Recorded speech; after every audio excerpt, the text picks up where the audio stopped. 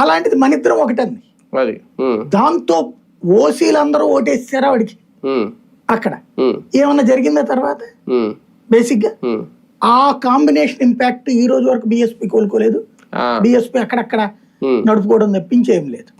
ఇప్పుడు వీసీకే లాంటి పార్టీలు తమిళనాడులో సక్సెస్ అవుతున్నాయి అంటే కొత్త దళిత పార్టీలు అదే కారణం. ఇక్కడ సమస్య ఏంటంటే వేరే కాంబినేషన్ లేకుండా వర్కౌట్ కాదు. ఇప్పుడు ముద్రగడ పద్మనాభము కాపు సామాజిక వర్గ నాయకుడు కాబట్టినే ఓడిపోతున్నాడు. నేను కాపు నాయకుడిని అని ఓన్ చేసుకోవడం వల్ల ఓడిపోయాడు. అంతకు ముందు బీజేపీ తరఫున ఎట్ట గెలిచాడు? అప్పుడు కులపెచ్చ కాకుండా మాట్లాడాడు కాబట్టి గెలిచాడు. కులపెచ్చతో మాట్లాడాక ఓడిపోయాడు. హరిరామ జోగయ్య కులపెచ్చ తర్వాత ఓడిపోయాడు.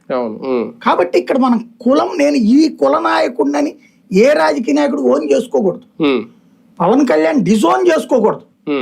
నువ్వు ఓన్ చేసుకోక డిజోన్ చేసుకోక. గతంలో ఓన్ చేసుకున్నది ఆయన. ఇప్పుడు కొంతమంది వెంటనే మన కింద దూషణలు పెడతారు, పేటిఎం ఇది అనేటటువంటి వాడు పవన్ కళ్యాణ్ దగ్గర డబ్బులు తీసుకుంటున్నాడని మనం మాట్లాడాలి కదా. కానీ వాడికి సంస్కారం ఉండాలి కదా. వాడు ఆలోచించాల్సింది ఏంటి? అక్కడ పవన్ కళ్యాణ్ ఆ మాట అన్నాడా లేదా? కనీసం ఇది రాష్ట్ర భావన అయినా లేకపోతే కులభావంతోనైనా ఓటేయాలి కదా అని అడిగాడా లేదా?